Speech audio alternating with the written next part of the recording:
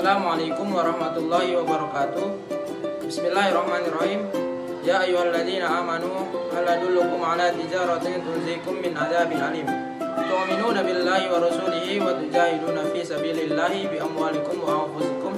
Dzalikum khairul lakum in kuntum ta'lamun. Di sini kami dari Universitas Muslim Nusantara Al-Wasliyah Medan. Di sini kami akan mempresentasikan hasil diskusi kami dengan judul Mekanisme Resistensi Obat Anti Jamur dengan dosen pengampu Ibu Yayu Putri Rahayu SSI MSI dengan mata kuliah Mikrobiologi dan Virologi. Sebelumnya saya akan memperkenalkan teman kelompok saya. Yang pertama ada Putri Intansari sebagai penyaji, kemudian ada Salsabila Putri sebagai penyaji, kemudian ada Ayes Al-Ghifari Basaribu sebagai moderator yaitu saya sendiri, kemudian ada Deswita Ina Rizki sebagai penyaji, kemudian ada Intan Bagani Hasibuan sebagai penyaji, kemudian ada Dania Ayu Fitria sebagai penyaji. Selanjutnya akan dilanjutkan oleh teman saya Putri Intansari. Berikut jurnal rujukan kami, di mana terdapat bab 1 pendahuluan. Infeksi jamur menyebabkan penyakit akut yang mengancam jiwa seperti Cryptococcus dan Aspergillosis invasif. Penyakit kronis yang parah seperti Aspergillosis bronchopulmonalis allergica atau dapat menimbulkan infeksi superficial yang tidak terlalu mengancam seperti Panginitis Candida atau kandidiasis oral. Sebagian besar infeksi jamur invasif terjadi sebagai akibat dari penekanan kekebalan yang dihasilkan dari kondisi seperti AIDS atau dari perawatan seperti kemoterapi untuk kanker, terapi imunosupresif untuk transplantasi organ, dan terapi kortikosteroid untuk peradangan. Lebih dari 90% kematian terkait jamur yang dilaporkan disebabkan oleh spesies yang termasuk dalam 3 general. Resistensi obat yang dapat di antara patogen jamur yang lazim mengatasi pilihan pengobatan yang mengubah manajemen pasien. Pemahaman yang lebih besar tentang resistensi spesifik, mekanisme, dan faktor biologis yang berkontribusi terhadap munculnya resistensi sangat penting untuk mengembangkan terapi yang lebih baik dan untuk meningkatkan diagnostik dan strategi intervensi yang dapat mengatasi dan mencegah resistensi. Sifat biologis yang rinci dan kompleks dari mekanisme resistensi obat anti jamur dan dieksplorasi dalam ulasan ini dengan penekanan ada Azoles dan Echinocandins. 2 kelas utama obat ini digunakan sebagai terapi lini pertama. Masalah bagaimana konsep dasar mekanisme resistensi obat anti jamur. Tujuan penulisan untuk mengetahui cara mekanisme tambahan yang berkontribusi terhadap resistensi Azole. Bab 2 pembahasan faktor-faktor resistensi inang dan mikroba. Resistensi klinis mengacu pada kegagalan terapeutik di mana pasien gagal untuk menanggapi obat anti jamur setelah pemberian pada dosis standar. Perkembangan resistensi anti jamur sangat kompleks dan tergantung pada banyak faktor inang dan mikroba. Status imun penjamu merupakan faktor kritis karena obat fungsi statik harus bekerja secara sinergis untuk mengendalikan dan membersihkan infeksi pasien. Dengan disfungsi kekebalan yang parah, lebih mungkin untuk gagal terapi karena obat anti jamur harus memerangi infeksi tanpa manfaat dan respon imun. Situasi ini menghasilkan sel-sel yang bertahan selama terapi dan dapat membentuk reservoir subklinis yang menyamai infeksi baru. Semua faktor ini berkontribusi terhadap resistensi mikroba yang mengacu pada pemilihan jalur yang dapat berkembang biak meskipun terpapar tingkat terapeutik anti jamur. Strain tersebut berkontribusi signifikan terhadap kegagalan obat selama terapi. Resistensi mikroba melibatkan kedua strain resisten primer yang secara inheren kurang rentan terhadap agen anti jamur tertentu, dan strain resisten sekunder yang memperoleh atribut atau sifat resistensi dalam strain yang rentan setelah paparan obat. Mekanisme molekular yang terlibat di dalam. Selanjutnya, perubahan enzim biosintetik ergosterol ekspresi.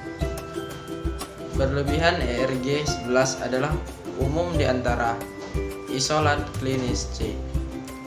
Albicans yang resisten terhadap azol ini memberikan kontribusi langsung terhadap resistensi karena peningkatan target kelimpahan membutuhkan lebih banyak obat untuk penghambatan, mengurangi kerentanan. Beberapa mekanisme menjelaskan ekspresi berlebih konstitutif ERG11 pada isolat klinis yang resisten terhadap azol. Pertama, aplikasi gen ERG11 dapat terjadi dengan pembentukan kromosom 5I5L, di mana ERG11 berada, atau dengan dipublikasi seluruh kromosom. Kedua, mengaktifkan mutasi pada gen yang mengkode faktor transkripsi UPC2, mengatur sebagai besar gen biosintetik ergosterol gangguan C. Albicans UPC2 menyebabkan hipersensitivitas terhadap azol. Selanjutnya, ekspresi berlebihan ERG11 juga telah dilaporkan untuk isolat C, Chlorella yang resisten terhadap azol, Candida parapsilosis, Candida tropicalis, dan Candida krusei. Atau mekanisme overekspresi ini, kontribusinya terhadap resistensi azol pada spesies ini sebagian besar masih belum dapat diketahui, yang dimana ekspresi berlebihan CYP51A pada Fumigatus telah diamati pada 2 isolat klinis yang resisten dari pasien yang gagal terapi ozol. Sekuensi genom keseluruhan dari isolat ini mengungkapkan mutasi pada subunit kompleks, yang dimana faktor transkripsi pengikat CCAAT HAPE yang tusi asam amino P88L yang memberikan resistensi azol, dan peningkatan ekspresi CYP51A penghambatan desaturasi menyebabkan penipisan orgesterol dan akumulasi metilfekosterol yang memungkinkan pertumbuhan lanjutan dengan adanya ozol meskipun komposisi membrannya berubah. Berikutnya, faktor seluler adiktif jamur yang dimana dapat memberikan perlindungan terhadap tekanan seluler seperti yang ditemui pada penghambatan glukan sintase oleh Echinocandis. Selanjutnya, tentang faktor seluler adiktif jamur, yaitu memiliki faktor seluler adaptif yang memberikan perlindungan terhadap tekanan seluler, seperti yang ditemui pada penghambatan glukan sintase oleh Echinocandis. Respon adaptasi stres ini dapat menghasilkan peningkatan nilai MIC in vitro terhadap Echinocandis, tetapi biasanya tidak terkait dengan kegagalan klinis. Namun, toleransi obat mungkin merupakan tahap perantara yang penting untuk pengembangan resistensi yang dimediasi PKS, karena memungkinkan populasi sel yang bertahan hidup yang lebih besar sebagai respon terhadap paparan obat yang dapat merespon seleksi dan mengembangkan resistensi. Adapun kesimpulan dari materi yang kami sampaikan ini yaitu terapi anti jamur terus menjadi elemen penting dari manajemen pasien untuk penyakit jamur, dan pengembangan stand resisten mono dan muterdex akan menjadi tantangan bagi komunitas medis.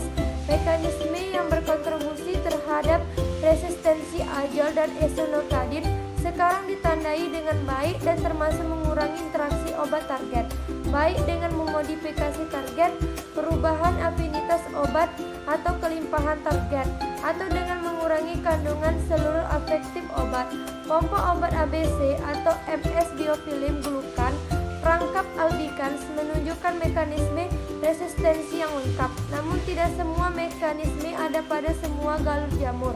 Meskipun memiliki potensi genetik, banyak kemajuan telah dibuat dalam memahami pentingnya biofilm, karena mereka mengubah sel plektonik yang biasanya rentan menjadi komunitas sel yang sangat resisten. Demikian pula, banyak yang telah dipelajari tentang elemen pengatur genetik yang mempengaruhi ekspresi berlebih ARG11 dan PKS gen serta mengangkut ABC dan MS. Sel jamur bersifat dinamis dan mudah beradaptasi dengan tantangan lingkungan. Itulah hasil presentasi kami. Semoga materi yang kami sampaikan mudah dipahami dan dimengerti. Jika masih ada salah, mohon dimaafkan, dan jika ada kekurangan, mohon dikritik. Sekian dari kami. Wabillahi taufiq wal hidayah. Assalamualaikum warahmatullahi wabarakatuh.